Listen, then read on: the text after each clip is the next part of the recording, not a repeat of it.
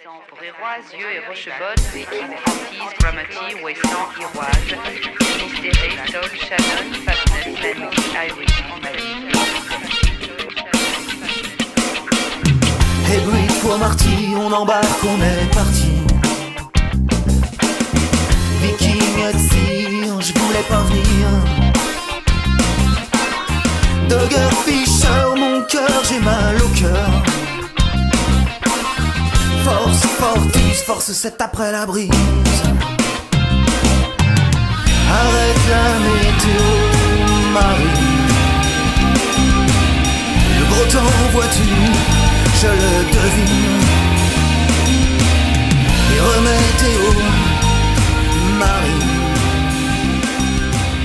Tes arguments tombent à l'eau quand la mer se fait chafouer. Bien, hoy es 31 de agosto del año 2013.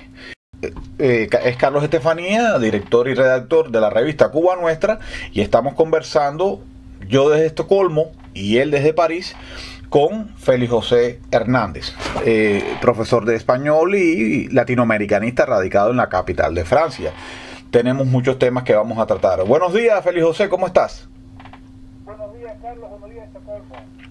Pues Félix José, habíamos estado hablando de un tema de suma actualidad, lo que está pasando en Siria y la reacción del mundo occidental. Venías a contarnos algo muy interesante sobre eso. Adelante. Sí, tú sabes que los ingleses, Cameron no logró el apoyo de las cámaras para una intervención, como dicen aquí, quirúrgica en Siria. Sin embargo, el presidente de Francia, François Hollande, estuvo ayer 45 minutos hablando con el señor Obama, presidente de los Estados Unidos. Y según la prensa, Francia y Estados Unidos van a castigar al régimen sirio con unos ataques quirúrgicos para evitar que las fuerzas represivas continúen utilizando las armas químicas contra la población. Según los especialistas, los lugares que atacarían serían los cuarteles, los arsenales de armas, y es posible el Ministerio de la Guerra y el Palacio Presidencial. Pero en todo caso, hay personas que se inquietan mucho debido a que, por ejemplo, Israel se están desplegando sus fuerzas armadas hacia la frontera con Siria, le han dado caretas de antigases a la población. Está el peligro de que Irán bloquee el estrecho de Hormuz, que es el cordón umbilical del petróleo hacia Occidente. Y los barcos de guerra han salido desde los puertos franceses, Toulon y Toulouse, hacia el Mediterráneo Oriental, como también se anunció de que había 2 barcos de guerra que se acercan al Mediterráneo soviético, rusos.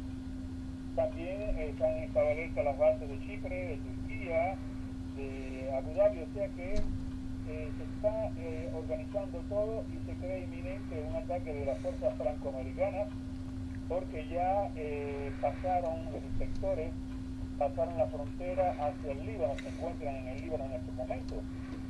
Y la población libanesa está muy, muy inquieta porque sabes que es un pequeño país que mantiene una paz muy frágil entre los grupos cristianos y los grupos musulmanes, y donde hay un gran grupo llamado el Hezbollah, que es pro régimen sirio.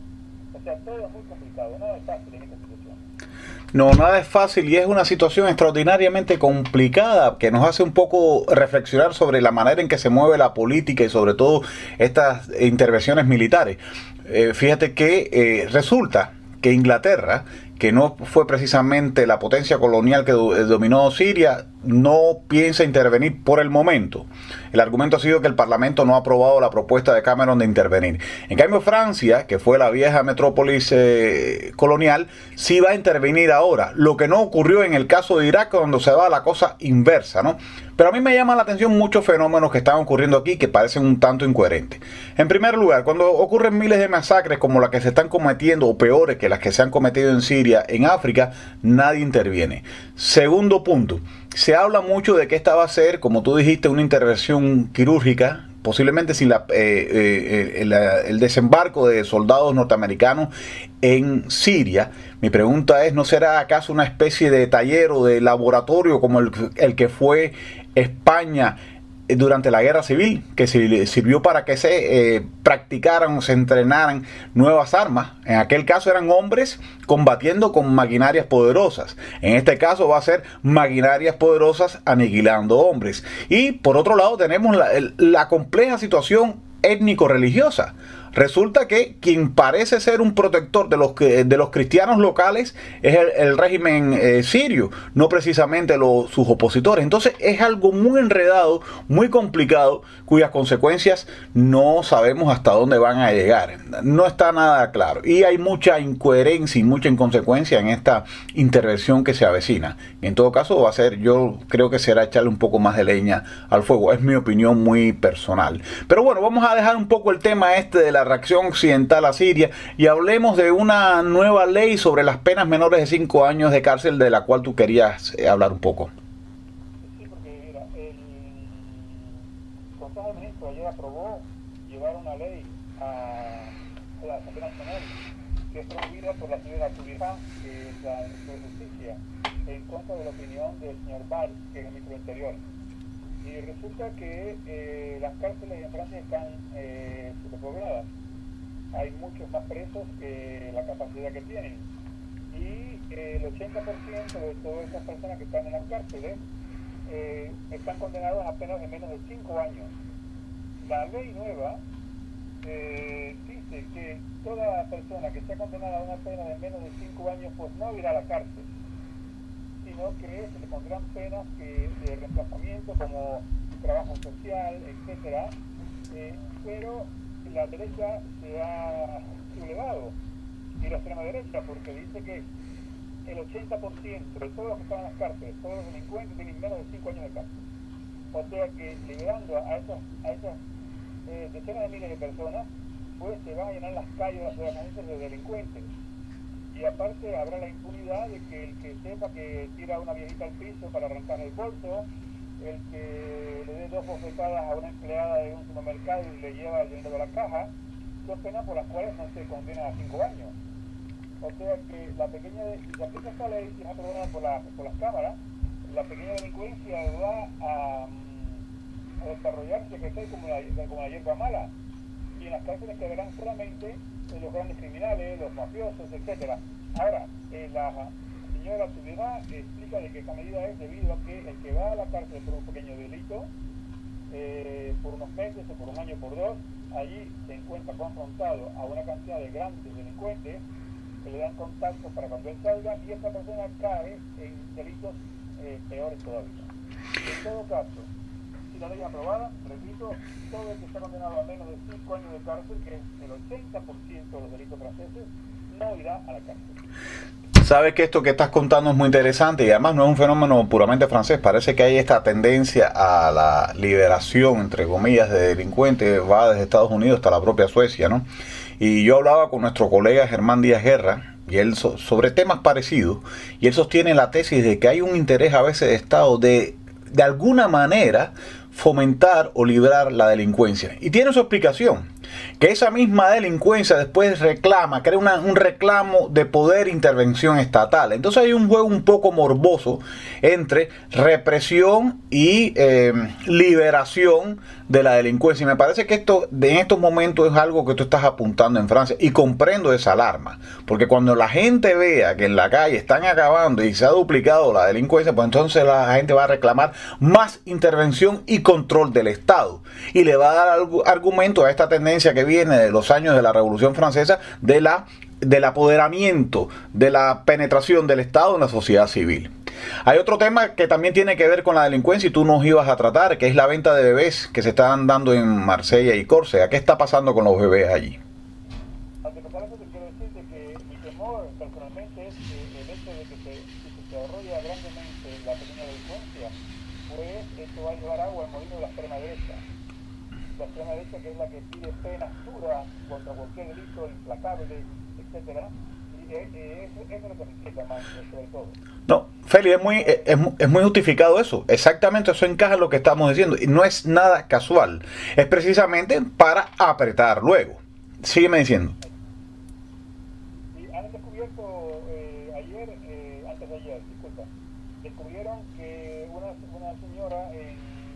que había acabado de dar a luz un bebé en un hospital de Marsella, lo iba a vender. Estaban allí la pareja para comprarlo en 10.000 euros. La policía descubrió y a partir de eso hay una red, también descubrió un caso en Córcega. Son mujeres muy pobres, nómadas, que vienen de los países del este, que están en estado, van al hospital y cuando el niño nace, el bebé es vendido a 10.000 euros. O sea, es un caso gravísimo de tráfico de seres humanos, o sea, esclavitud, lo cual ha escandalizado a la opinión pública francesa. No, y lo peor de esto, así. También hay un caso, claro, no son bebés, se trata de caballos, pero es una cosa verdaderamente horrorosa. Tú sabes que en Francia hay carnicerías que se llaman chevalinas, de carne de caballo, y los franceses comen caballo como comen de huevo, etcétera. Resultado, había unos belgas que venían a escuelas de equitación francesas, incluso los particulares, y compraban los caballos que habían servido con motivos deportivos. Cuando ya envejecían, ellos prometían a estas escuelas y a sus campos de equitación que en Bélgica iban a vivir tranquilos en los campos, porque era para acompañar a los caballos recién nacidos, para que los invitaran en el trote, etc.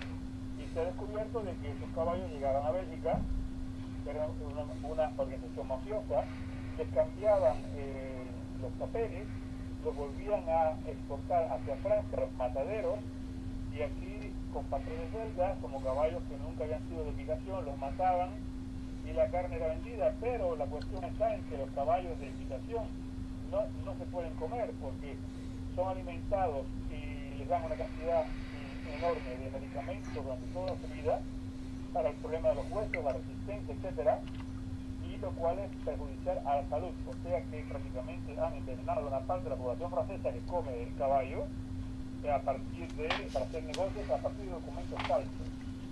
Sabes que eso que estás contando tiene una tremenda actualidad aquí en el contexto sueco, porque hace poco se descubrió como falsificación que muchas hamburguesas o preparados supuestamente de carne de cerdo o de vaca tenían una cierta dosis de carne de caballo, lo cual no se anunciaba. Y a mí me llamó la atención de que, bueno, ¿cuál era el escándalo? En definitiva no es una carne tan negativa, pero si es verdad esto que me estás contando, de que pudo ser carne de caballos de carrera, entonces hay un peligro serio para la salud, algo de lo cual no se ha hablado aquí y que debería hablarse aquí en el contexto nórdico. Eso está muy interesante. En cuanto al tema de los niños, a mí me llama la atención el escándalo que se forma porque estas madres vendan a sus bebés. Bueno, hay una alternativa que es el aborto, que me parece todavía mucho más cruel. Pero si nosotros tomamos en cuenta que el sistema de las adopciones está institucionalizado por el Estado, a mí me parece que lo que hay es un cierto temor a no llevarse la tajada del impuesto en esta relación directa que se establece entre la madre, que para quizás la mafia que organiza esto, y los que adoptan a los bebés. Por eso me da un poco de siento cierta preocupación por el escándalo. Si el escándalo será precisamente en que el Estado no se lleva la tajada que suele llevarse en estos casos, que para mí son muy tristes y muy desgraciados en última instancia, de la madre que entrega en adopción a un bebé, que muchas veces precisamente para garantizarles la vida que ellas mismas no les pueden dar, lo cual no debería existir. Debería haber siempre la garantía de que toda madre o todo padre que concibe unos hijos le pudieran dar una vida decorosa, pero este es el mundo en que vivimos, incluso en este occidente tan desarrollado. Había otro tema que también íbamos a hablar, además de los caballos y en los mataderos franceses, ¿no? ¿Qué es esto de los candados símbolos de amor que están apareciendo sobre el Sena? Cuéntanos de eso. Sí, mira, hay una parte que puede ser muy simpática y una parte que es trágica. Y es que sabes que la parte simpática es que París es la ciudad del amor, ¿no? Sí, cómo no. Las estadísticas dicen que la mayor parte de los europeos desearían pasar una luna de miel en París, llegan a Venecia, aunque siempre está la imagen de Venecia, las góndolas, etcétera. En la segunda ciudad es Venecia. Y entonces hay mucho amor en París, tanto amor que los puentes se pueden caer, debido a que los puentes normalmente, los 36 puentes, tienen las barandas, son de columnas de mármol o de granito, etcétera, pero hay dos de ellos, el Puente de las Artes, que une el barrio latino donde está la Academia Francesa y la Escuela de Bellas Artes con el Palacio de las Tuileries, donde está el Louvre, y el otro puente, que es el puente del Arzobispado, que une el barrio latino con el jardín Juan 23, que es el de la Catedral de Notre Dame de París, cuyas barandas son de una especie de malla metálica, no son columnas de mármol de granito. Esas mallas, desde hace 2 o 3 años, los enamorados del mundo entero empezaron los franceses a poner un candado, enganchar un candado, y en el candado escriben, por ejemplo, María te amo, María y Carlos, amor eterno, todo eso, y ha sido una cosa que ha dado como resultado que hoy hay decenas de miles de candados. Las barandas de ambos puentes no se ven por la masa tan gigantesca de candados que hay, pero esas barandas no fueron hechas para ese peso y están a punto de caer al Sena por el peso. Y entonces por el río Sena pasan lo que le llaman le bateau mouche, que son los grandes yates con techo de cristal, donde miles de turistas pasean observando las bellezas de París. Según las autoridades, si una baranda de esas cae en el momento que pasa el bateau mouche, puede haber decenas de muertos.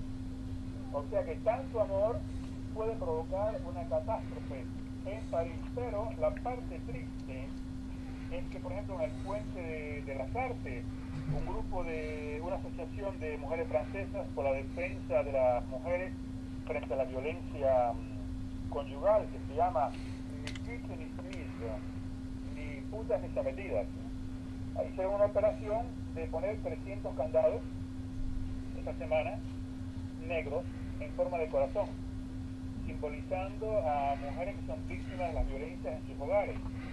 Y ellas incluso dieron una dirección de un sitio web para buscar financiamiento para poder alojar en pequeños hoteles a las mujeres que tienen que salir huyendo de sus casas debido a la violencia por parte de sus compañeros o de sus maridos.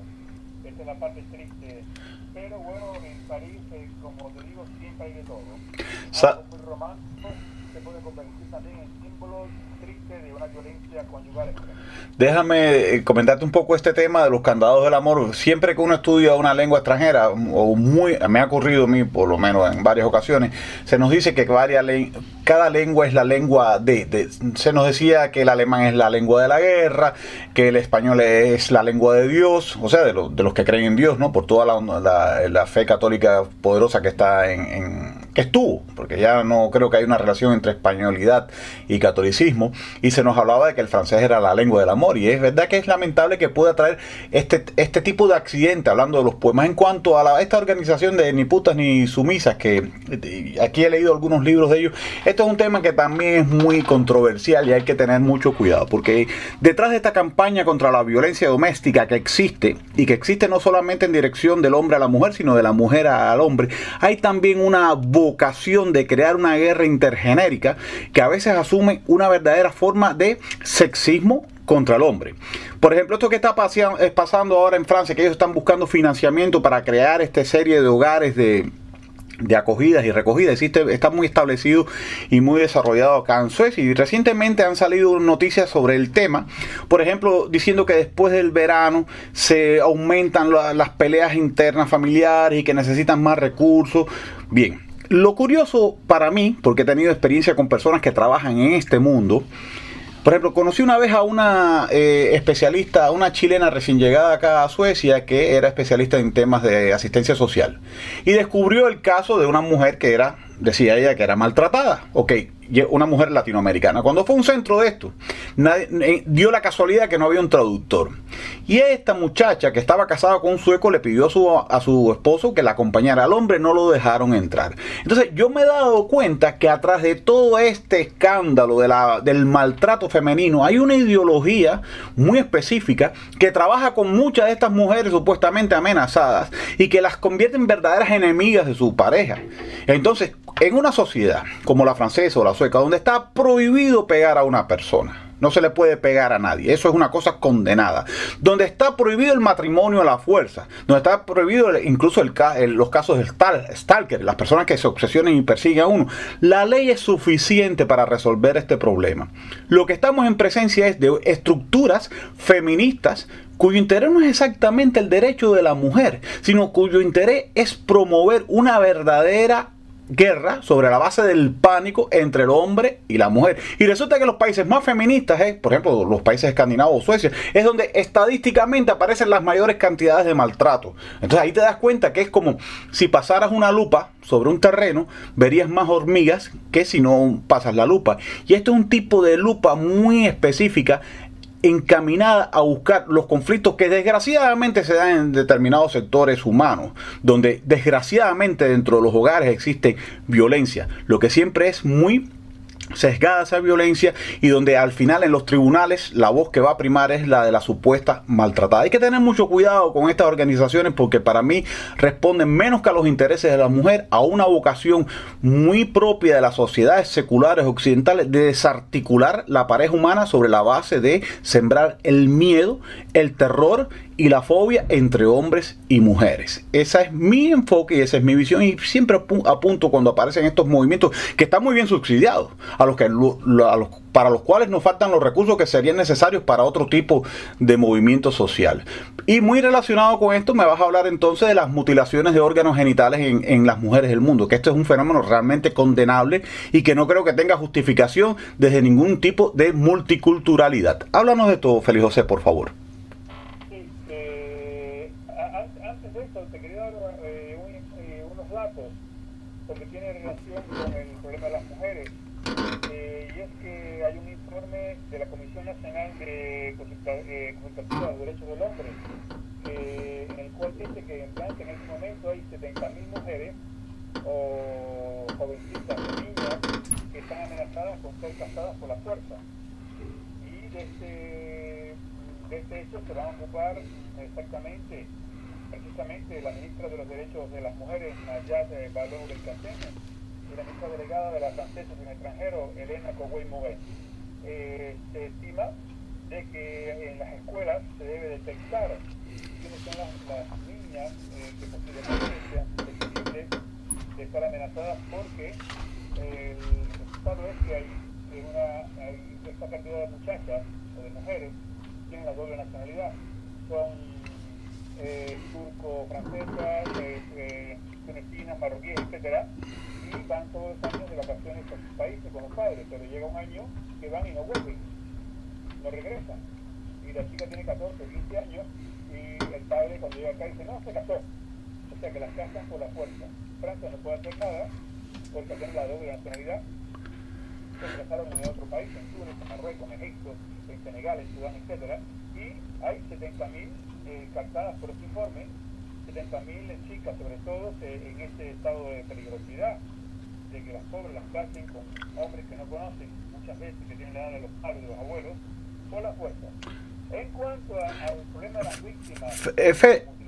Félix, por favor, déjame hacer entonces un comentario sobre este tema, porque este tema, a diferencia de la mutilación de los genitales, sí merece un tipo de análisis, porque yo también lo veo en Suecia, estas campañas y estas estadísticas que nos aterran, en principio cuando las leemos nos aterran, de niñas casadas a la fuerza. Pero aquí hay otro fenómeno que también está atrás de esto. En primer lugar, se casan tanto mujeres como hombres, o sea, no solamente son las chicas las que son enviadas a casarse y son coordinadas sus matrimonios con personas que así han sido elegidas por las familias o acordadas por las familias. También pasa con los hombres, pero resulta que no hay escándalo con el tema del hombre. Ahí se vuelve a manifestar un poco el sexismo con que es tratado este problema multicultural. Pero hay otro fenómeno que está atrás de esto, y es a lo que yo quiero apuntar, y es lo que no se dice en estas campañas. Aquí lo que se está no solamente es tratando de salvar a la muchacha que es presionada por la familia para casarse, se está tratando de desarticular un modo de emparejamiento donde la familia tiene un gran papel. ¿Qué pasa en Occidente? En Occidente se supone que los chicos y las chicas se conocen en los bares, en las discotecas, y ahí establecen sus relaciones. ¿Qué pasa en culturas que no son necesariamente musulmanas? Pueden ser cristianos coptos, pueden ser culturas más conservadoras.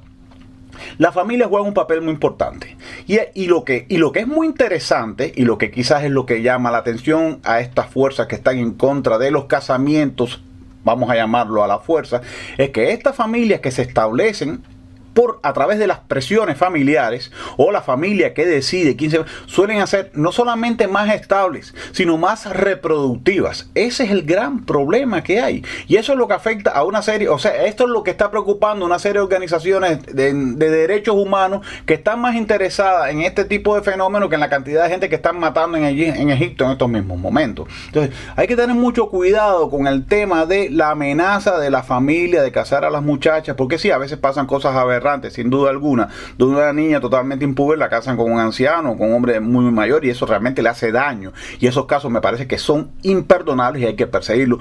Pero con la historia de evitar los matrimonios a la fuerza, se está persiguiendo algo que ya murió en Europa Occidental, que es el papel de la familia y la orientación de la familia o el acuerdo entre familias para que se establezcan matrimonios duraderos y sobre todo reproductivos. Por ejemplo, yo he encontrado mucha propaganda dirigida a los jóvenes acá en Suecia, que el objetivo son los jóvenes extranjeros sobre todo, donde se les dice, nadie tiene derecho a ti a decirte qué vas a hacer ni orientarte. Pero cuando tú metes ese mensaje en un joven, quizás lo libre de una imposición y una tiranía que pueden existir en muchos hogares, pero además estás impidiendo que sus padres orienten a esos jóvenes para que no anden con delincuentes, para que no se metan en la droga, para que no anden con personas que les pueden hacer un verdadero daño. Entonces estás dándole un nivel de autoridad y un nivel de madurez a unos jóvenes que no los tienen, y está socavando la moral y el respeto por sus mayores. Entonces hay que tener mucho cuidado, porque a veces lo que se oculta tras una campaña de derechos humanos es un interés puramente maltusiano. Y está claro que estas familias tradicionales son mucho más reproductivas y peor aún, mucho más estables y portadoras de un saber milenario que la familia moderna, donde muchas veces se divorcian, donde lo que nace es la pasión momentánea bajo el alcohol y donde hay una inestabilidad extraordinaria. Entonces mucho cuidado con nuestros avanzadísimos ideales o nuestros conceptos superiores a otras culturas. Ese es el enfoque que yo tengo. ¿Querías hablar algo también sobre el tema de la homofobia en las escuelas francesas? Ah, sí, volvamos así, exactamente.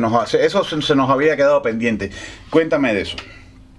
Acaba de ser publicado un nuevo informe de la UNICEF sobre las mutilaciones genitales, en el cual se puede ver que hay 125 millones de mujeres y niñas, ¿no?, que han sido víctimas de la ablación de su órgano genital.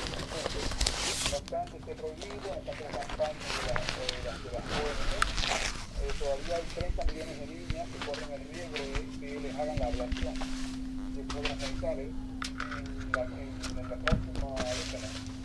Y sobre todo en 29 países de África y del Medio Oriente. Las cifras son muy elevadas. O sea, en Egipto hay 27 millones de mujeres, 23 millones en Etiopía, 20 millones en Nigeria y 12 millones en Sudán. O sea, según la UNICEF, aunque hay una reducción en el caso de este hecho atroz, pues que se sigue haciendo. En una entrevista en la televisión que yo vi, una señora a la cual le hizo eso a su niña aquí en Francia con una cuchilla de afeitar. La chica tuvo la víctima con hemorragia. Perdón. Dijo que si ella no mutilaba a su hija, pues ningún hombre se casaría con ella. Debería ser para toda la vida. Y entonces el abogado de la defensa dijo que bueno, pues que los judíos tenían una circuncisión. La circuncisión del pene no tiene nada que ver con la mutilación horrorosa de los órganos genitales a las mujeres. Pero es un tema que aquí sale de vez en cuando la luz debido a los inmigrantes procedentes de esos países que, sobre todo por ignorancia o por unas tradiciones que vienen desde la noche de los tiempos, luego continúan a hacer a las pobres niñas y las imágenes cuando las ponen por televisión siempre dicen si hay algún niño cerca de la pantalla pues que se retire, o las personas sensibles pueden ser chocadas por las imágenes que ustedes van a ver, y es verdaderamente horroroso. Sí, estoy de acuerdo contigo. Eso realmente es una barbarie y creo que contra eso no puede haber alguna tolerancia, que eso debe ser combatido en cualquier sitio, pero al mismo tiempo me gusta mucho que hayas marcado la diferencia entre la circuncisión y este tipo de vamos a llamarle operación o mutilación, porque he visto movimientos feministas extremos que han decidido sumar a la campaña contra la mutilación de los órganos genitales de la mujer una campaña contra la circuncisión, que no tiene absolutamente nada que ver y que afectaría entonces ya no solamente a hebreos, sino también musulmanes que practican esa práctica, y además que ha sido muy recomendada y ha sido muy aplicada por motivos de salud por la medicina occidental. Realmente es bueno que hayas hecho es marcar esa diferencia para que estas señoras que extreman las cosas cuando deberían centrarse en algo tan bárbaro como la adoración del clítoris, pues entonces no se metan en ese tema. Bueno, ahora ibas a hablar de un tema de gran actualidad, el tema de la homofobia en las escuelas francesas. ¿Qué está pasando? Este es algo informe que hay en Francia. El lunes comenzarán las clases 12 millones y mil alumnos, de los cuales 730.000 son víctimas de lo que te voy a contar, o sea, de la homofobia en la escuela. Según los informes, hay insultos, hay acosos, a veces violencias respetadas, comportamientos que sufren los alumnos, que los demás piensan que las chicas son lesbianas o que son gays, que son bisexuales. Y hay, según el informe, la frase que más de insulto que más se escucha en los patios de recreo de Francia son sal PD. Sal es sucio, asqueroso. Y PD es la palabra peyorativo peor que hay para referirse a un homosexual. Estos insultos son corrientes en la boca de los niños y según el diputado del Partido Socialista Michel Bachelet, hay que tomar decisiones concretas para luchar contra todo tipo de discriminación en el medio escolar, contra las tendencias homosexuales, pasando por una formación de los adultos, de los profesores, de los maestros, y también por un trabajo con los alumnos educativos sobre el respeto a la diversidad, y que las víctimas, o sea, 730.000, una cifra muy grande, deben ser acompañadas y deben ser tenidas en cuenta por los adultos y por los especialistas. Pues mira, qué gran casualidad que tú abordes este tema, ¿no? Porque resulta que precisamente en la última edición de la revista del sindicato de maestros al cual yo pertenezco, se llama en sueco Skolvärlden, que quiere decir mundo escolar, salen varios artículos dedicados al tema de la aceptación de la homosexualidad en Suecia, ¿no? Y en este sentido el experimento, porque para mí todo esto son experimentos sociales que vienen desde arriba, de la aceptación de la homosexualidad está mucho más avanzado en este país nórdico en relación a la católica o bastante católica Francia. Aquí, por ejemplo, sacan el caso de un maestro de ciencias sociales, se llama Lars Lundgren, que habla sobre su homosexualidad abiertamente con sus alumnos. Dice que bueno, que él pensó que cuando saliera del escaparate eso iba a ser un escándalo, pero que no. Él dice que los muchachos lo tratan bastante bien, aunque se reconoce que hay cierta dificultad en la aceptación de la homosexualidad por parte del caso de las mujeres lesbianas, ¿no?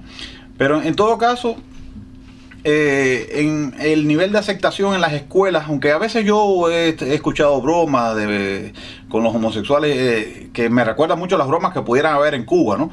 De un joven llamando maricón a otro o algo así. Realmente Suecia en ese sentido, la fobia a la homosexualidad está muy reducida.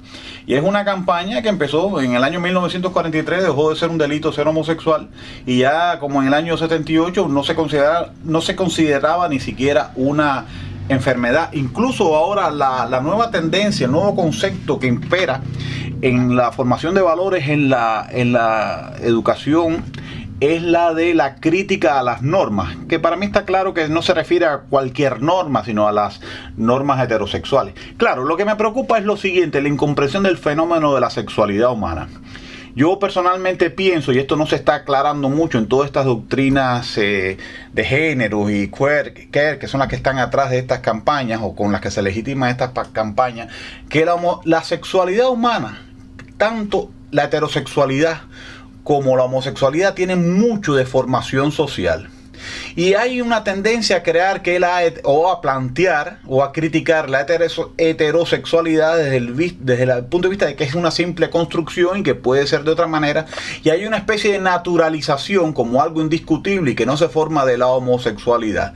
Y esto es lo que falta en todo este debate sobre la aceptación o no aceptación. Claro, desde cualquier punto de vista creo que hay dos principios que deben ser marcados en esta cuestión. Uno, que la sexualidad es un tema personal que no hay que estar aireando de ninguna manera, ni puede ser criterio, ni mucho menos para que se maltrate a una persona. Y segundo, relacionado a esto, que bajo ningún concepto puede ser maltratado ni presionado un individuo por su elección sexual. Después podemos debatir qué intereses se mueven atrás de esta promoción o no promoción o difusión o propaganda o aceptación del tema de la homosexualidad. Pero es muy interesante lo que estás diciendo y marca una diferencia con respecto a lo que yo estoy viendo aquí en Suecia, donde el tema de la homosexualidad y la aceptación de incluso maestros homosexuales está mucho más avanzado. Incluso este maestro que es entrevistado acá en la revista del Sindicato de Maestros dice que entonces muchos jóvenes que tienen dudas sobre su sexualidad se acercan a él a pedirle aclaraciones. Y bueno, siendo un maestro de ciencias sociales, es un maestro que tiene una gran capacidad de influencia en los alumnos. Supongo que esta influencia no será precisamente para frenar una tendencia heterosexual de ese joven inseguro. Es una opinión muy particular. Y bueno, si no tienes otra cosa que aportar, pudiéramos entrar al tema de la solidaridad con los pobres franceses. ¿Qué está pasando este verano con esa solidaridad? Sí, esto tiene mucha relación con la soledad de los franceses. La soledad,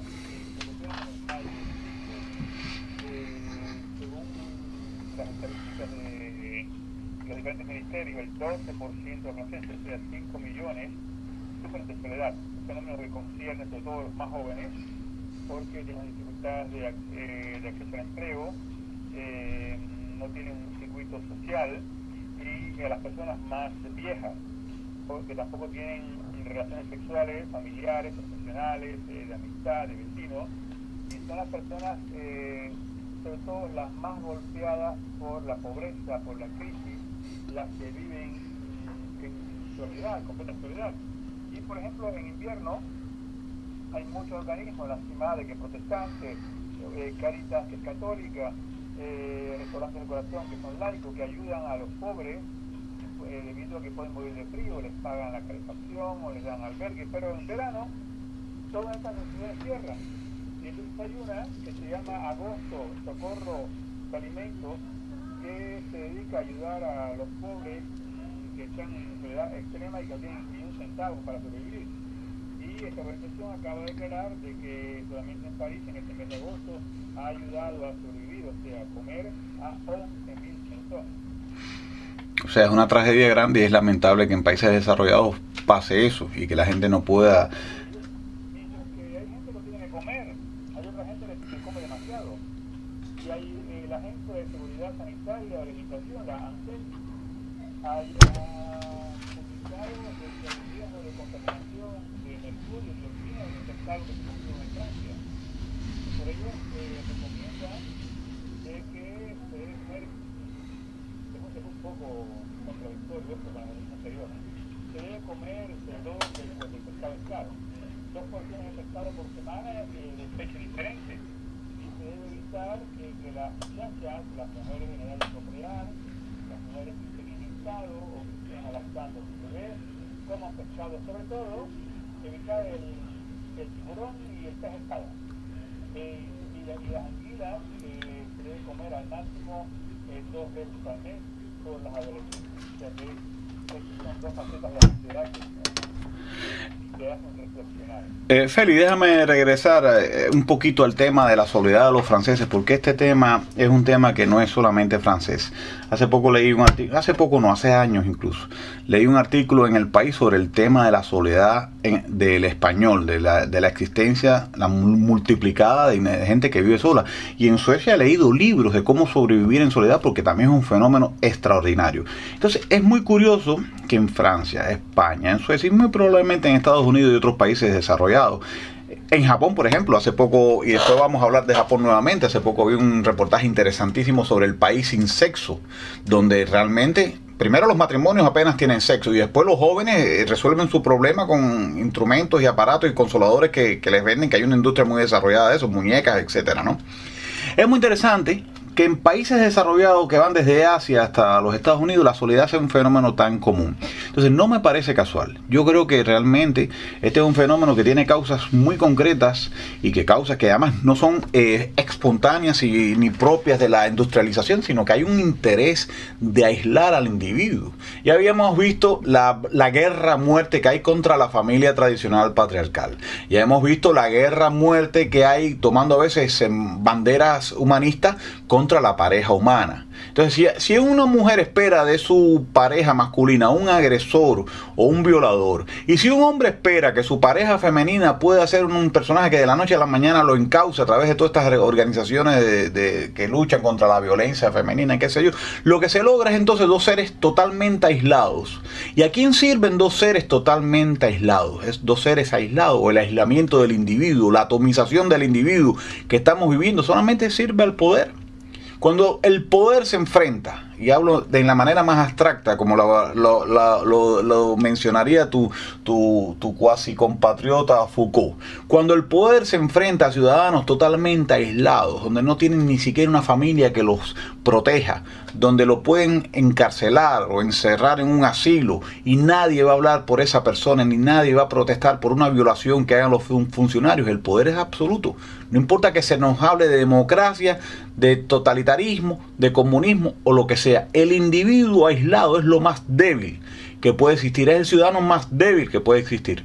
Por eso yo creo que de alguna manera hay que romper ese aislamiento y hay que denunciar esos mecanismos que existen, que solamente los constatamos como un fenómeno, como un hecho, como un dato, y no vamos a preguntarnos a quién sirve la soledad de 5 millones de franceses. Entonces hablemos un poco más del pescado. Resulta que el pescado es peligroso. El pescado, que era algo tan saludable en principio. Entonces no sabemos cómo vamos a llevar una dieta saludable. ¿Qué te parece eso? ¿Qué comer, amigo? ¿Qué comer? Normalmente yo, a mí me gusta el salmonier. Es el único pescado que me gusta francés, porque como yo vivía al lado de Caibarien, toda mi infancia pues comíamos buenos pargos, buenas chernas, langostas, etcétera, sin ser rico, ¿no? Sin ser rico. O sea, allí aquello era el plato del domingo, era ese. Y entonces no le encuentro el sabor, o quizás sea producto de la nostalgia de la infancia, ¿no? No le encuentro el sabor a aquello pescado. Y en cuanto a la langosta, como aquí es un producto de lujo, pues me limito a comer los bogavantes, que es una especie de crustáceo parecido a la langosta, que se da en el Mar del Norte. Y así, bueno, cuando voy a Miami a veces me doy el lujo de comer un buen enchilado de camarón. O cuando voy cada vez allá a aquellas tierras de América, a la búsqueda de recuerdos, de olores y sabores de mi infancia. Pero este organismo llama la atención sobre el peligro del mercurio en los pescados debido a la contaminación de los mares europeos. Félix José, vamos a seguir en los mares y vamos a navegar un poco, olvidándonos un poco de pescados y mariscos, y vamos a llegar a las Malvinas. ¿Qué está pasando con las ratas británicas en esas islas del sur? ¿Hay una nueva guerra de las Malvinas? ¿De qué se trata? Hay una nueva guerra, pero esta vez es contra las ratas británicas. Parece un eslogan argentino. Sí, pero no, pero es cierto, te voy a explicar. Resulta que hay comandos especiales que están atacando, están haciendo una especie de solución final, o sea, exterminio total de las ratas y ratones en una isla llamada Georgia del Sur, una isla perdida británica del Atlántico Meridional, que en el año 82 fue teatro de una batalla durante la guerra de las Malvinas. Fue ocupada por los argentinos en todo abril del 82, inmediatamente le llamaron Isla San Pedro, pero fue reconquistada por los británicos el 25 de abril del mismo año. Ahora, se ha iniciado una campaña para erradicar los millones de ratas que han ocupado la isla. Incluso se utilizan helicópteros y se han lanzado desde esos helicópteros más de 100 millones de cebos o carnadas envenenadas. El ataque a la isla es en estilo militar, porque la isla tiene 800 kilómetros cuadrados la han dividido en zonas y gracias al sistema satélite GPS las bombas van esparcidas por las diferentes zonas, por los helicópteros, y hay que decir que estas ratas son británicas o de origen británico porque ellas llegaron, según los especialistas, en el año 1775 a bordo de las naves del célebre Capitán Cook, y entonces se reprodujeron a tal punto que exterminaron la fauna local. Y ahora se pasa al contraataque.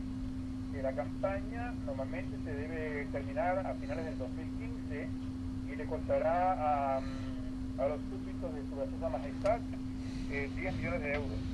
Pero según Tony Martin, que es el responsable de esta batalla, no debe quedar ni una sola rata viva, ni una sola.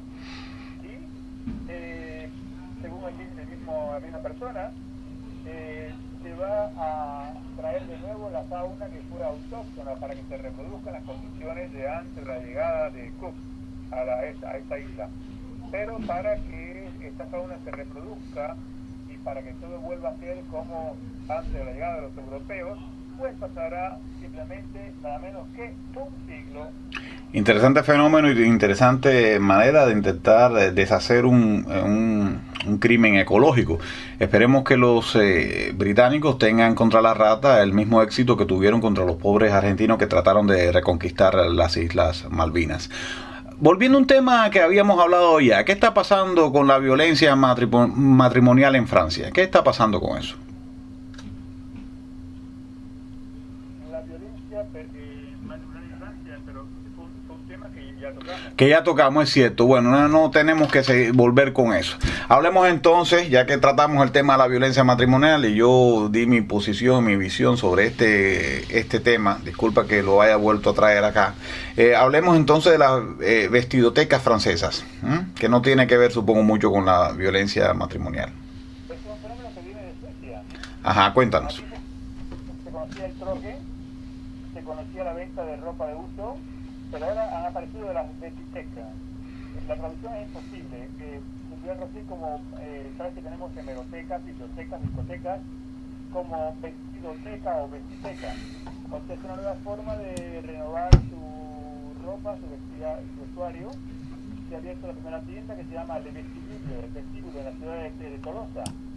Y entonces el cliente llega y se abona por 30 o por 50 euros al mes y tiene derecho a, como tú vas a sacar un libro a la biblioteca, tiene derecho a sacar hoy un pantalón, mañana una camisa, pasado mañana unos pendientes, después bisutería, bolsos, zapatos. O sea que es parte de la crisis. No tienes dinero para cambiarte mucho de vestuario, pues te inscribes en esta biblioteca y tienes a tu disposición una gran cantidad de ropa. Según la prensa, es un concepto que viene de Suecia. Tú me dirás si es cierto. No estaba muy al tanto de estas vestidotecas. A lo mejor es un pequeño grupo que lo consume. Yo por lo menos no hago uso de ellas o no estoy al tanto, pero es muy probable que exista. Es un tema que francamente por el que no me siento un gran interés y por eso quizás no haya dado con él. Pero no deja de ser curioso y lo estoy descubriendo por ti. Así que alguna vez tendré que ir a alguna de ellas a mejorar mi atuendo. Por cierto, sí, Félix. Ok, bueno. No, continúa. Hay una cosa curiosa, esto viene de Japón. Viene de Japón, que son los cafés para gatos. Habla de un café para gatos en París, una tendencia que viene de Japón y que la propietaria es una señora que ama mucho a los gatos, pues adoptó varios que estaban en la SPA. SPA es el lugar que recoge a los animales abandonados. Y allí los gatos en aquel café pues viven tranquilamente, se pasean por los mostradores, por las sillas, por todas partes. Y entonces los clientes pueden asistir con o sin sus gatos. Allí, o sea, nadie les molesta. Y hacer que su gatito se tome una taza de leche o unas golosinas. Ellos también pueden consumir y al mismo tiempo ver ronronear los gaticos por todas partes. Pero es todo tan maravilloso, entre comillas, que los defensores de los animales dicen que no está muy bien esto de utilizar a los gatos como punto de atracción para los clientes. Y sobre todo se preocupan por la felicidad de los gatos, porque según esta organización protectora de animales, cuando el bar cierra por la noche, los pobres gatos, ¿qué hacen? ¿Cómo viven en la oscuridad esos gatitos? ¿Sabes que esto de los gatos, y me dice que esta experiencia viene de Japón, yo la asocio con también el tema de la soledad que habíamos tratado antes, con centros que hay en Japón para que la gente sola vaya y le pase la mano a un gato? Hay un negocio establecido. Parece que el gato, en última instancia, aunque no lo haga con el perro, como el perro tiene cierta empatía con los individuos, y bueno, evidentemente esta señora ha sabido sacarle partido al importar este tipo de bar para gatos, pero que fíjate que viene de Japón, que es un lugar donde hay mucha soledad entre los individuos también. Y hablando de otro tema, una cosa que siempre nos ha apasionado, que son aquellos viejos discos de vinilo. ¿Qué está pasando con los discos de vinilo? Pues que vuelven los discos de vinilo. La revancha del vinilo, o sea, aparecen de nuevo en las tiendas aquellos discos que teníamos de 45 RPM y 33 RPM, los long play. Yo los vi muchos en el Corte Inglés hace apenas un mes de Barcelona. Recuerdo que tuve en la mano uno de Nat King Cole, de canciones en español, y de Charles Aznavour en español también.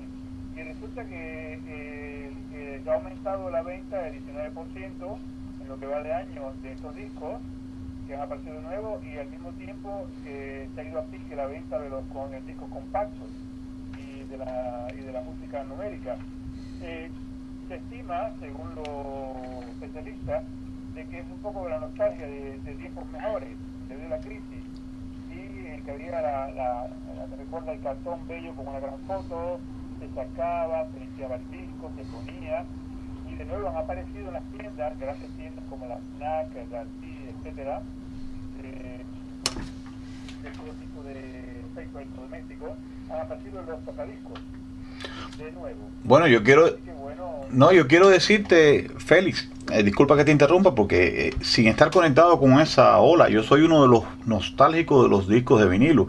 Yo me lo compré hace algún tiempo, mi tocadisco nuevo, y en él escucho, a pesar de todas las interferencias y ruido, con mucho placer, discos que yo tengo de hace 25 años prácticamente, discos que compré en Cuba o que compré en Rusia, o algún que otro disco que me compro aquí, y que a veces no lo encuentro como sé, y lo disfruto extraordinariamente. Yo también soy uno de esos nostálgicos, y tú también lo eres, que hay un placer especial porque nos retrotrae a una época en que sin duda siempre fue mejor, todo tiempo pasado fue mejor. Y bueno, ¿qué ibas a decirme del calor y el pudor en Francia? Pues mira, hay dos cosas que están muy unidas. Han salido muchos artículos sobre los franceses y el amor en la playa.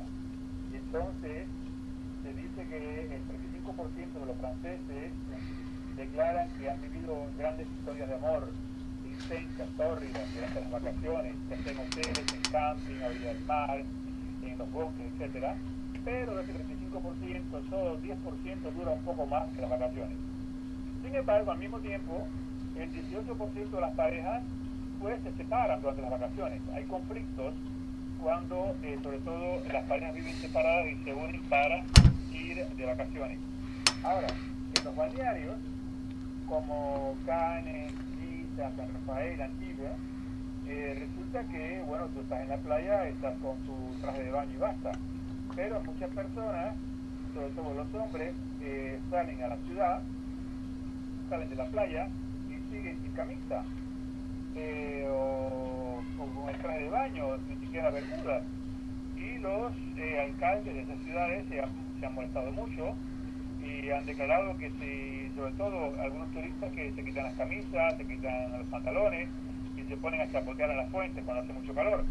Y dicen que el pudor no tiene que ver nada con el calor, que pasearse por las ciudades balnearias sin camisa o en traje de baño simplemente, pues a partir de ahora, por un decreto prefectoral, corresponde a una multa de 38 euros. A los que han protestado les han dicho que bueno, pues que vayan para Nueva York, una ciudad donde se puede quitar uno la camisa donde quiera, incluso las mujeres. O sea, una nota característica del verano en Francia. Bueno, me imagino que si este fenómeno es así, pues, y no solamente los bañistas masculinos y los femeninos pueden andar en topless por la calle, pues puede que haya hasta más que de un accidente. Entonces será algo más que pudor, será un problema de tránsito. Y también querías hablar de otro tema sobre las fiestas fastuosas del Rey Sol en Versalles. ¿Regresan esas fiestas históricas? Ya regresaron desde todo el verano. O sea que a pesar de la crisis, el sueño de Luis XIV de que el mundo entero admirara a Versalles se está produciendo. Y las fuentes funcionan por las noches iluminadas al compás de la música. Todo será todo hasta el 27 de octubre. Los estanques, los bosques son animados por Christophe Rousset y su conjunto de música barroca, talentos líricos, que ha escogido las obras de Luigi Rameau de Marais por las tardes en la famosa Galería de los Espejos, que es la gran sala de baile de Versalles. Se ofrece la serenata real, serenata royal, y también se puede pasear durante 40 minutos por los apartamentos privados del rey, de Luis XIV, el Rey Sol, escuchando la música barroca.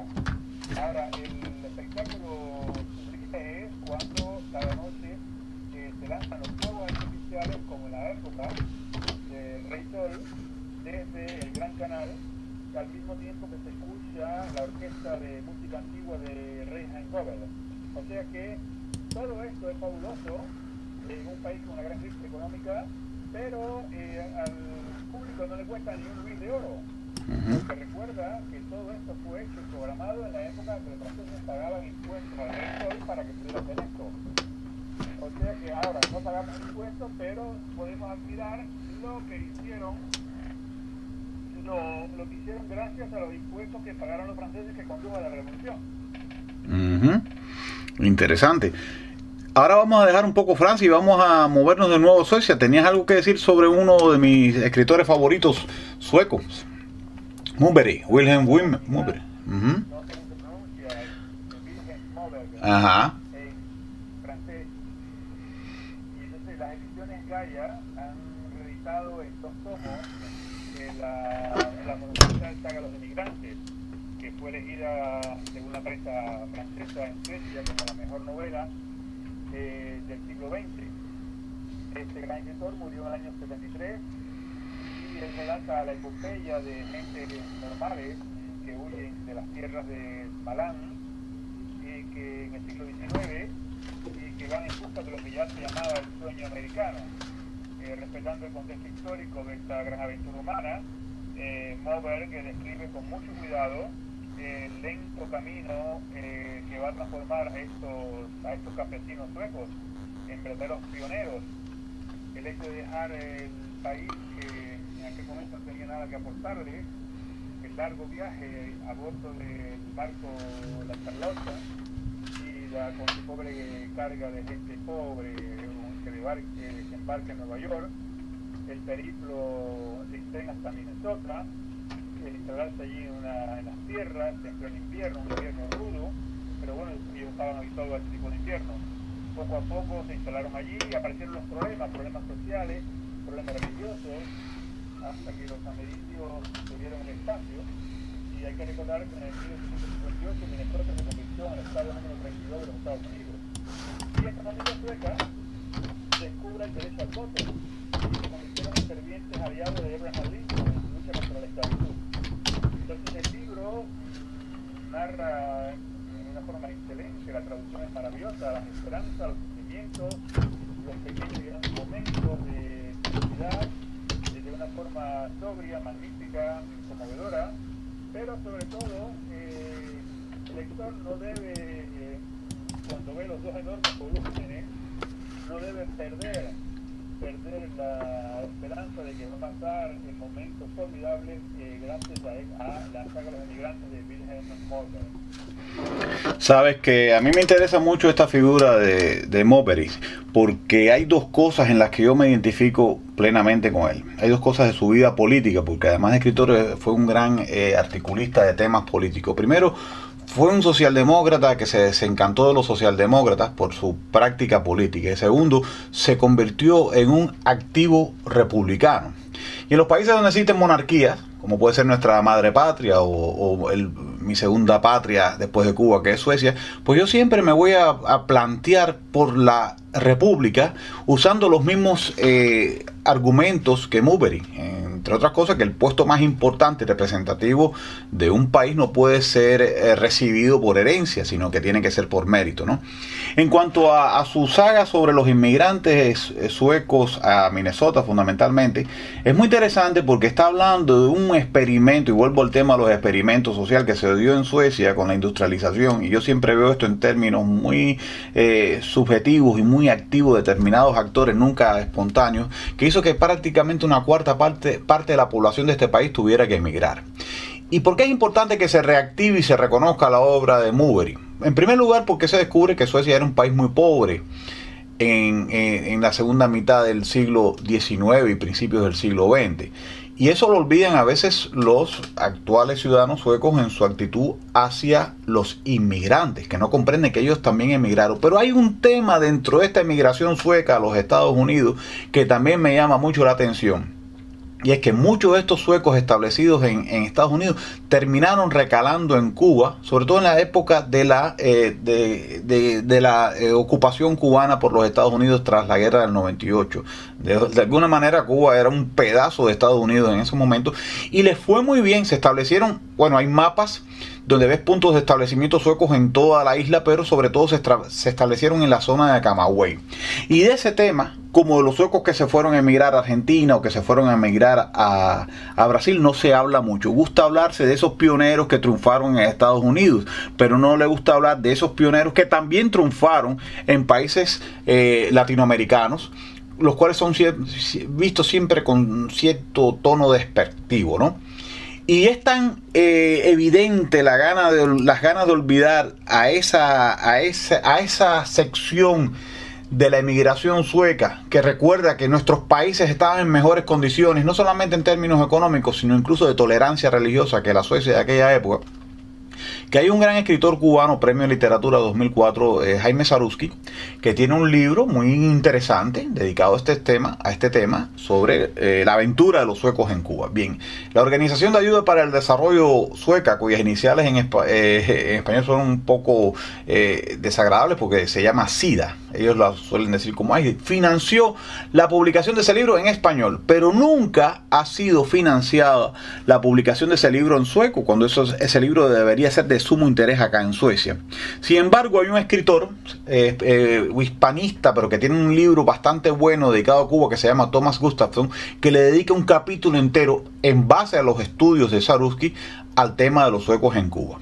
Entonces, me gusta Mowbray porque es un demócrata, es un republicano, está molesto con la inconsecuencia del Partido Socialdemócrata, habiendo sido ideológicamente socialdemócrata, y porque toca un tema que a veces en Suecia, y no solamente en Suecia, sino en el resto de Europa, se olvida, de los tiempos en que los europeos tuvieron que emigrar a nuestros países, y lo hicieron muchos franceses también, y tuvieron que emigrar a nuestros países para buscar un poco más de bienestar, no solamente material, sino incluso político, para buscar un poco más de tolerancia. Y bueno, terminando con este amigo Mowbray, ¿de qué hablamos ahora?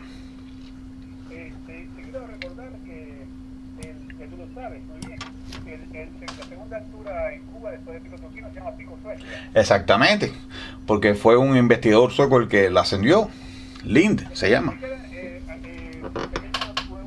noticia muy original para terminar y pequeñas notas de cultura.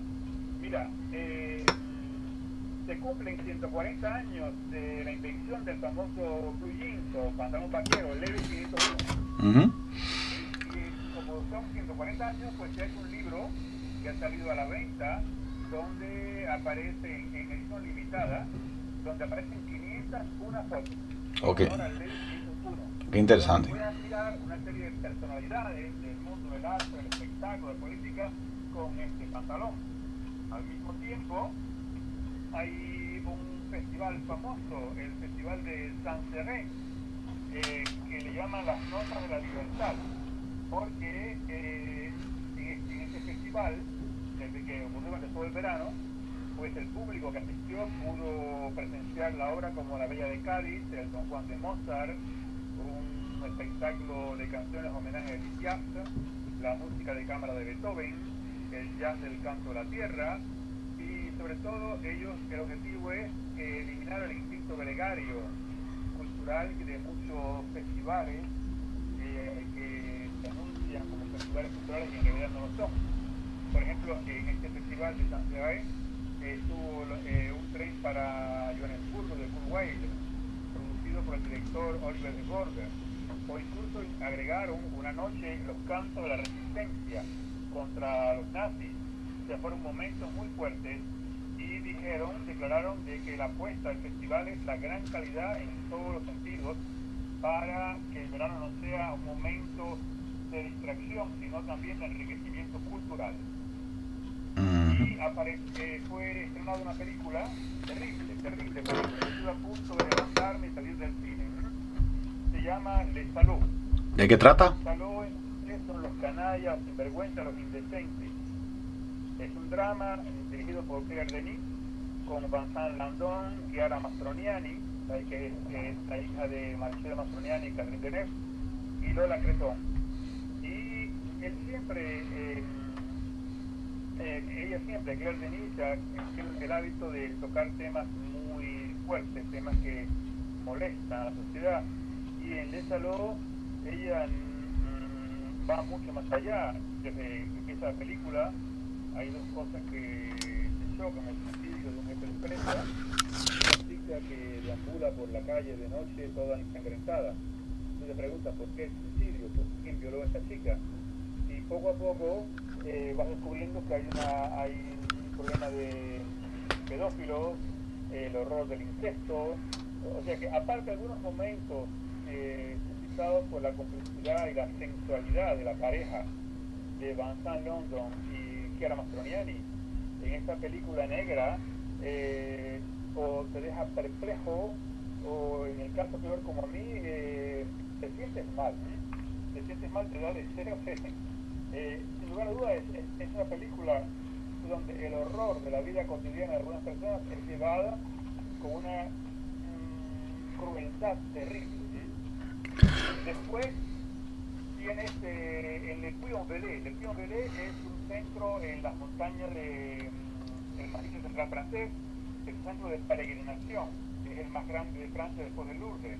Y allí, en estos momentos, hay una gran exposición llamada El Mundo de los Dioses, Le Monde de Dieu. Todo el mundo ha oído hablar de Cleopatra, de Ra, de Tutankamen, de los jeroglíficos, de las momias, las maldiciones, de Champollion, pero en esta exposición pues están todos los ritos fúnebres, todas las devociones de un pueblo, el gran pueblo egipcio, a través de los siglos, y los numerosos museos del mundo han prestado los sarcófagos restaurados, han prestado los monumentos fúnebres, incluso los museos de Bellas Artes, el de Lyon, el Louvre, estatuas, figuras, ofrendas, lo que ha convertido a Le Puy-en-Velay no solamente en un centro de peregrinación cristiana, sino también de todos aquellos que aman lo que se refiere a la cultura egipcia. Y para terminar, tengo dos notas un poco simpáticas. ¿Tengo tiempo para decir? Sí, por supuesto, por supuesto. Tú sabes que en Cannes cada año se produce el festival de cine más famoso del mundo. Y este año, durante todo el verano, en la plaza que está frente al palacio del festival, pues pusieron una carpa gigante con 400 puestos y una plataforma en el centro, en el escenario, y trasladaron hacia allí a las sensuales chicas del Crazy Horse, el mítico cabaret de desnudo de París. Sabes que, por ejemplo, el Molino Rojo, el Lido, el Paraíso Latino, Moulin Rouge, el Paris son espectáculos donde abundan las plumas de avestruz, las lentejuelas, los trajes, etcétera. Pero en el Crazy Horse las chicas están desnudas por completo y son vestidas, entre comillas, por las luces. No hay nada pornográfico, no hay nada chocante, pero son mujeres de una belleza espectacular, de la misma talla, el mismo peso, parece que es la misma reproducida al infinito. Y de una belleza muy sensual, estilo Mónica Bellucci o Catherine Zeta-Jones, o como aquellas actrices de los años 50, Ava Gardner, Marilyn Monroe, Sofía Loren, Carlo Brígida. Y entonces estuvo allí y los turistas y los habitantes de Cannes pudieron disfrutar de ello. Juraría haber visto, disculpa Félix, juraría haber visto ese espectáculo en la televisión francesa hace algunos años. ¿Se transmite alguna vez este show en la televisión francesa? Porque tenía el canal francés y como tú me describes el espectáculo, o sea, la vestimenta a partir de luces, juraría que era eso mismo. ¿Qué me ibas a decir además? Sí, yo he ido varias veces porque cuando vienen amigos o familia de Italia, de Suiza, de España, yo te voy a decir la verdad, el espectáculo es de gran calidad, una calidad extraordinaria. Como el cabaret pequeño está cerca del escenario. Los Juegos de Molino Rojo, sabes que el famoso French Cancan. Hay incluso una película que se llama así mismo y que trata como este tipo de cabaret espectáculo. El Molino Rojo, sí. Un lugar en la zona de Montmartre, que es mala muerte, porque allí estaba una señora de una virtud un poco dudosa, recuerda los cuadros de Louis que ellas se alzaban las piernas, gritaban, mostraban las bragas, o sea que era vulgar, ¿sí? Pero poco a poco se convirtió en un lugar crítico de París, el famoso French Cancan, nada más que se baila allí por el tipo de bailarinas. Después de una señora mayor me preguntó, ¿pero cómo hacen la francesa para alzar la pierna en esta forma? Le dije, señora, esto es un espectáculo nada más, son unas bailarinas, ninguna francesa que yo conozco baila French Cancan. Pero bueno, el Lido para mí es un espectáculo superior, embellece, está en Champs-Élysées. El Paradis Latin, Paraíso Latino, hay mucha convivialidad, es muy simpático, pero las mujeres más bellas son las de Crazy Horse, no porque están desnudas, sino porque de verdad que son de una belleza espectacular. Y entonces, para terminar, te voy a dar una noticia importante. Sí. Mira, yo no sé cuánto tú vas a vivir, ni yo tampoco, hasta cuándo será el final de nuestro tiempo, pero acaban de publicar las estadísticas mundiales y los que más viven en el mundo, la esperanza mayor son los japoneses. Sí, has dado la de arena después que dimos la de cal. O sea, hablamos de que este es el imperio sin sexo, pero parece que logran sublimar esa energía y la convierten en una larga vida. No sé qué será mejor. 86 años, amigo, viven es la esperanza de vida de los japoneses. Debido, según los médicos, al tipo de alimentación tan sana que tienen. En segundo lugar, los habitantes de Hong Kong. En tercero, gran sorpresa, porque les gusta mucho el vino de Rioja, y los chorizos, y las paellas, y la sangría, los españoles. Y en cuarto lugar, ahí voy yo, en cuarto lugar, los franceses. Los franceses tienen como esperanza de vida 84 años, o sea que me quedan 20, amigos, 20 me quedan. Bueno, mira, los españoles no me extrañan porque es la típica dieta mediterránea, además de los franceses, pero me he dado cuenta que los franceses son muy frugales al comer. Incluso cuando vuelo en línea francesa me doy cuenta que me percato de que son muy delgados las ariomosas o ariomosos que trabajan allí. Entonces, me parece que además que hay una buena cultura, está eso de que, como dicen ustedes en Francia, no estoy lleno, si no tengo hambre, ¿ok? Entonces nosotros al contrario, nosotros queremos parar cuando ya estamos llenos. Entonces, ese hábito de no llenarse que tienen los franceses me parece muy saludable, y nuestros primos españoles pues esa dieta mediterránea que es indiscutiblemente sana, y los asiáticos pues que creo que consumen muy pocas calorías y quizás nada de lácteos. Entonces muy interesante las vías que tenemos para alargar la vida, no tiene nada que ver con la falta de sexo que tienen los japoneses evidentemente. Félix José, ha sido muy interesante hablar contigo, tú desde París y yo desde Suecia, comentando temas que incluso trascienden el ámbito francés y que estoy seguro que a quienes nos escuchan les debe haber llenado muchas lagunas o puede haberle llamado la atención en muchos aspectos de la vida contemporánea, tanto en el tema cultural como político, como de otro tipo. Muchas gracias, Félix José, por hablar con nosotros y contarnos tantas cosas interesantes de lo que está pasando. Son los temas de los cuales se habla en Francia esta semana. Marcos, y a todos los radioyentes. Un abrazo desde la Ciudad Luz. Lo mismo para ti desde Estocolmo, la Génova la Venecia, de la parte escandinava.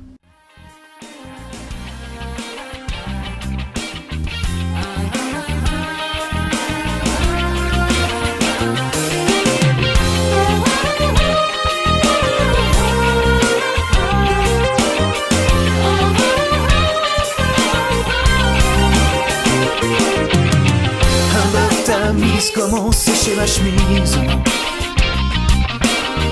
Ouais, sans pas zen, tu sais, je peux l'enlever moi-même.